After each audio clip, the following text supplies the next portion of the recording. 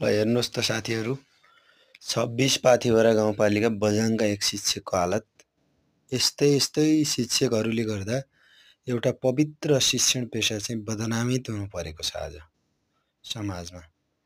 एउटा पार्टीको आडमा यस्ता शिक्षकले दिनदिनै विद्यालयमा रक्सी खाएर आउने र पार्टीको धाक धम्की देखाउने गरेको स्थानीयहरूले बताउनु भएको छ।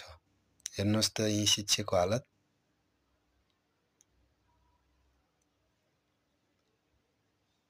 यी शिक्षकलाई कडाभन्दा कडा कारबाही हुन जरुरी छ र यस्तै शिक्षकहरू भयो भने यिनीहरूले के पढाउँछन् साथीहरू?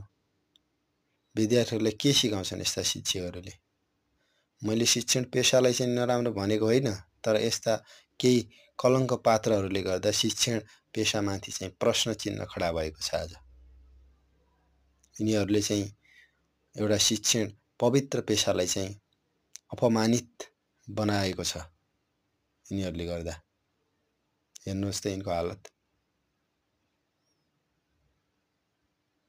पढाउन सिकाउन त उनको केही पनि ध्यानै छैन, मात्र रक्सी खाने र विद्यालयमा जाने अनि गनाउने भएर चाहिँ उनी शिक्षक चाहिँ विद्यालयमा जाने गरेको हामीले जानकारी प्राप्त भएको छ। हेर्नुहोस् त। मलाई लाग्छ यी शिक्षक पक्कै पनि कुनै न कुनै पार्टीको एउटा कार्यकर्ता हुन् र पार्टीको आडमा चाहिँ जाहिर खाएका हुन्। हेर्नुहोस् त यिनको हालत। के हेरेर बसेको छ सम्बन्धित निकाय? विद्यालयको प्रधानाध्यापक के हेरेर बस्नु भएको छ? विद्यालयको व्यवस्थापन समितिको अध्यक्षज्यू के हेरेर बस्नु भएको छ? र स्थानीय निकायको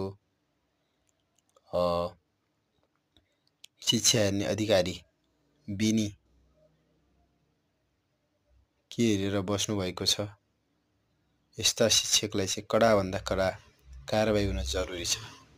हेर्नुहोस् त यिनको हालत। यस्ता शिक्षकहरूबाट विद्यार्थीहरूले के सिक्ने?